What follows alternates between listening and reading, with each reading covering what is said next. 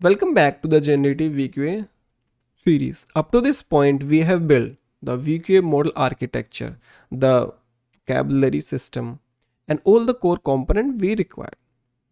Now in this video, we'll go to the next step. We will build the dataset pipeline, the part that reads image, pre-process question and answers, and at last prepare batches for training the Generative VQA model. So in short, in this video, we will first load our dataset. We'll build vocabulary for answers, tokenize questions using GPT-2 Tokenizer, then tokenize answers using our custom text tokenizer, which we have built in the previous video. After that, we are going to process image using CLIP. Then we're going to split the dataset into training, validation, and testing. And at last, we are going to create PyTorch datasets and their data loaders. So now let's start coding. So first of all, we are going to import all the libraries or modules or function which we require for this process. So let me give you a brief overview over the main libraries or function which we're going to use. So first is the pandas, which we're going to use to read our CSV file. So here in our mini VQA2 dataset, we have a CSV file. So here you can see it contains image ID, question, answer, and image path. So to read this, we're going to use pandas. After that, our main library is PyTorch for tensor, dataset, data loader, and whole lot of stuff. Next, we are going to use PIL library for reading the images. Next, we have GPT-2 Tokenizer for encoding question. Then we have matplotlib, maybe useful for debugging. You can also, like, after we pre-process the image, maybe we can want to plot them just to see. I don't think we're gonna require it, but still. Then we have word tokenize, a function from NLTK library to tokenize the word. Then we have the train test split function from the sklearn. Now next you can see our vocab class. So this is the same class which we built in the previous video. It basically creates an answer vocabulary and the encoder and the decoder function. So we build our vocab, split all the tokens, tokenize them, then filter using frequency, then convert, create the vocab, then create two dictionaries, word to index, index to word. Then we have the encoder function which takes the text, convert it into a numerical representation of fixed length, that is max length. Then we have our decoder which convert back those token IDs into a normal text which we humans can read. Now we're going to build our VQA dataset class. So let me define the name of the class for you. So this is our name of the class, VQA dataset. So this is going to be the main dataset class. So every time PyTorch colon item, this class basically what it does, let me tell you in short. It load the image, tokenize the question, encode the answer, process the image using CLIP preprocess function, and return everything. Okay. So next, let's build the constructor.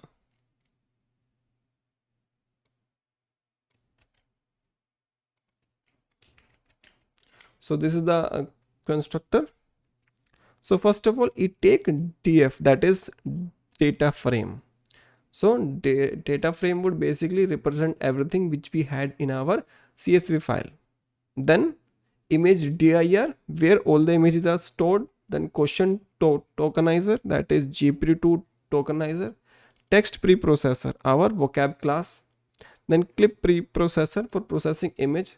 Then this is max length for question, max length for answer. This could change, so these are default values. So next we have a function which is always associated with the dataset which we build in PyTorch or any other. So it basically just return the total number of sample which we have, which we calculate by calculating the length of our data frame. Next is the core part of this code, that is get item.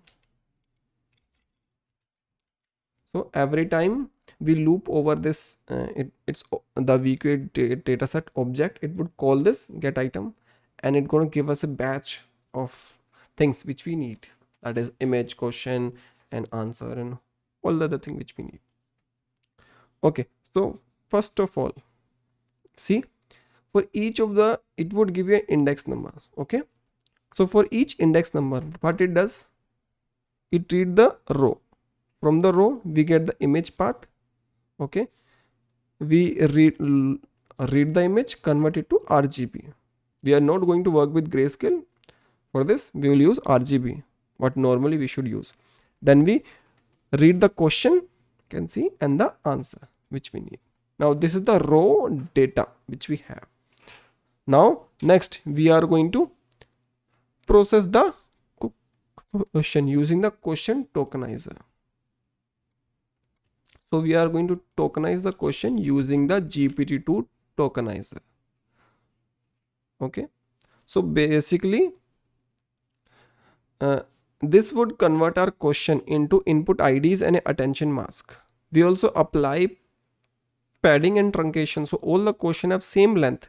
This is required for batching, because remember, in deep learning all the sequences should have same size so that you can form proper batches. If they are not of same size, then creating batches would be a problem and it would lead to some error. And to solve that error, we again need to do something. So it's better we have max length. So basically either it pad or it truncate.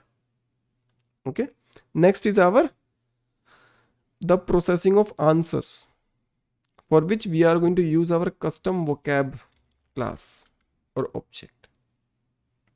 So here answers are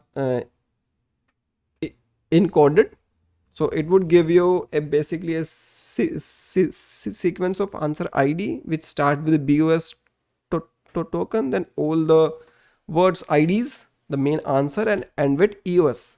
And if there's any empty space remaining, let's say all this BOS, all the word IDs and EOS, let's say they are of length 6, then 4 are remaining, that is our maximum, let's say is 10, then those 4 would be filled with padding. So this sequence will be used by our GRU decoder to learn next token prediction. So we are done with question and answer. Now we are left with processing the image. So this is simple, again one line code. So here we are going to use CLIP processor, and we don't need to write any code for it. We have already done that part, because we basically load this from our this model. So when we load the clip, it would give you clip model and the clip preprocessor. So we don't need to work on image preprocessor, basically just need to give the image and it would work. So basically it apply some transformation like resize, normalization, and then converting it into a tensor. So this is basic requirement to feed it in the clip image encoder, and at last it's going to give everything back, because that is what we need at the end. So it's gonna give image path of all the images, then image, then question IDs, question mask, then answer. Okay. Now we're gonna execute everything. So we already have the paths for our data set, then our CSV path, then we have batch size, then we have max question length, answer max length, then we are using our device, whether we're going to use CUDA or CPU. For now we are going to use CUDA, we have GPU. Next we're going to load our CSV file, then we create an object for our vocab, then we're going to build our answer vocab. So these things we have already done in the previous video. Now next what we're going to do, we're going to split our data set into training, validation and testing. So we're going to take 80% data for training, 10% for val and 10% for test. So it's up to you what you want. So we're going to split this data frame into two parts. and here test size is 0.2. So we're going to use 80% data for training and rest is going to be remaining. Then it's going to split into train DF and test DF. Then we again split test DF into two part, half. One is val, one is test DF. So this is how we split it into 80-10-10 ratio. You can update the ratio accordingly. I hope you have understood how you're going to do here. Let's say you want to update it to like 60, 20, 20. So we're going to say 0.4% here. So 0.4% would be 40. So training would use 60 and this test DF would get 40%. Then we're going to again split it. It would become 20-20. So automatically it would be 60 for training, val for 20 and test for 20. Next, we need to initialize our model because it also has some function inside it which we need to call. You already know. We need to call, what we have is this CLIP preprocess. Simply for this we need. Next, we're gonna call our tokenizer and preprocessors. So let me copy that part because these are important. So we have our this CLIP processor, that is model.clip preprocess. Then we have question tokenizer, for which we are using GPT-2 tokenizer, which is pre-trained, and we are using distilled GPT-2 because you know I have a 1050 Ti, and for that model we are not going to use GPT-2. We are going to use distilled GPT-2, which is a much lighter version which can run on my GPU. Next, we're going to add a pad token into this question tokenizer. See, GPT-2 does not have a pad token by default, so we need to add it manually. That's why we have written this part of code. See, if question tokenizer pad token is none, then we add special token, say pad token, and this is our pad token, and then we reset the size of token embedding, because if we don't do this step it would be an error. So this is an important step. During this step I usually has error.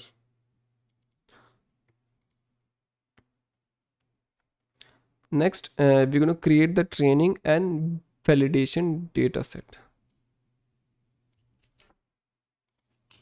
because for training we need only two. For testing, that would be a separate video. The context or the code would remain the same. So we have our VQA dataset, we give it train DF, data dir, then question tokenizer, vocab, then clip processor, question max length, and same for the val. So this is kind of done. Then we have our data loaders.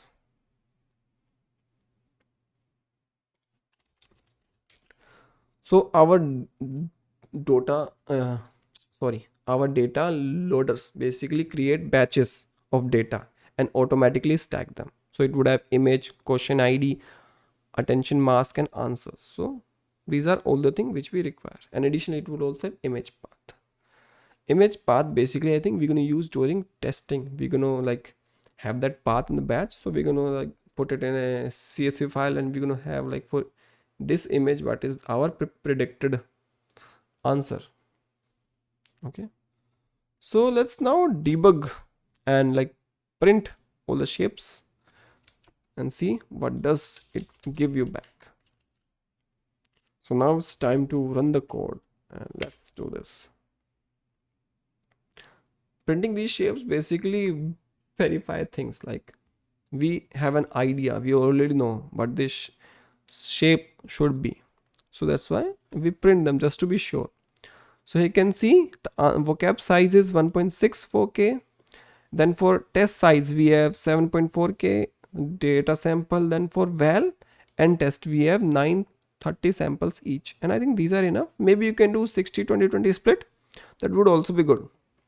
Okay, so for image our size is 16, so 16 is the batch size, so that why first indices would be, first value would be 16. Then we have image size, it's an RGB, then image size is 24x224. Then question ID is 16 because the max length of question is 16. Mask ID would also be 16. then answer ID is 10 because the max length of answer is 10. And then here's a tensor, answer tensor, which you have printed just to see. So this is basically our complete dataset pipeline, which will be used during training. So in the next video, we'll finally start with the training loop. We'll compute the image embedding using CLIP, question embedding using GPT-2, and train our GRU decoder to generate answer token by token. And this is where everything start working, because till now we are only building blocks of the whole generative VQA. Training is the main part where all the blocks would combine and we would have something in hand. So that's all for this video. And if you learned something from this video, then please make sure to like, share and subscribe the channel for more such informative videos. Thank you. Have a nice day.